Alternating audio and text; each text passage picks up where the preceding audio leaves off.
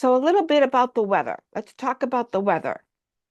You know, there's lots of clouds. It can be sunny, sunny, sunny, blue, blue sky out there. And notice when it's a beautiful, bright, sunny day, we actually kind of feel better. Even if we're inside, not out in it, it just kind of lightens things up. And it's really like it's the sun reminding you of how confident and happy you are deep inside of you. Just like a little child that's running around full of joy and confident to actually even learn how to walk and run and jump and swim and do all the things that they're curious about. And there's nothing in their way until maybe an adult stops them. So the sun is a reminder, it's a reflection of what that is and where that confidence comes from. And it kind of brightens up. That's why you always feel good when the sun is shining and the sky is blue. Now you have storm clouds come over. It could be a hurricane happening. It could be a tornado happening. It could be really dark hailstorm or, thunder and lightning. And when it's dark and dreary and even nothing coming down, just a cloudy day, it just kind of feels heavier, right? Not as light.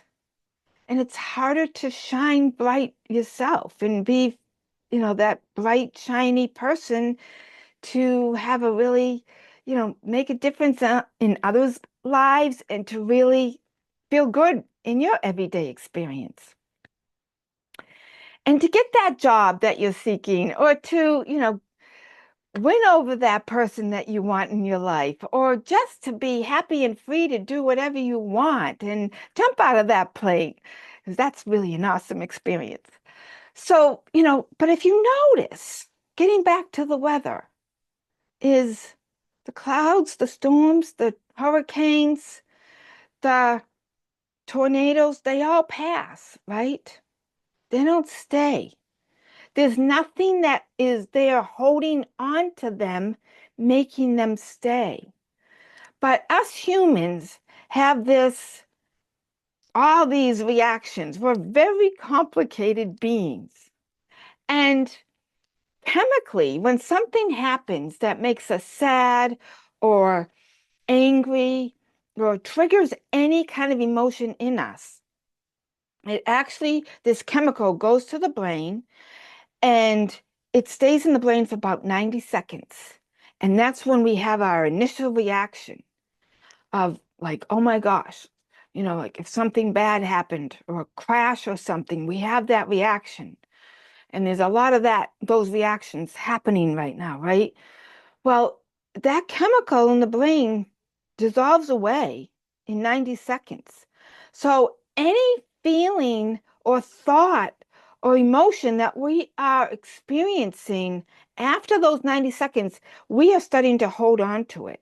So even if somebody said something or was really mean to us, treated us badly, those thoughts and emotions and feelings that we keep feeling is because we're holding on to them. Chemically, it's been all dissolved in our brain. But the thought and the memory of it, the more we think about it and the more we just hold on to it, the longer it stays. And lots of times we just push everything under the water, right? Until these tsunami events happen within inside of us. Big anxiety, panic attacks, you know, to the point where our physical bodies can get really, really sick.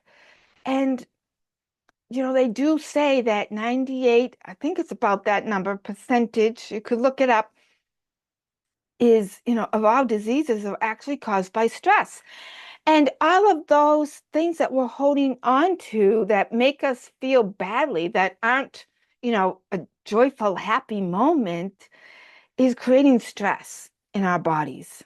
It's literally creating chemistry in our bodies that's creating stress in there and making things sick.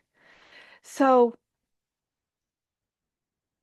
the best way to clear up that weather inside of us is to see everything that's happening as clouds passing by.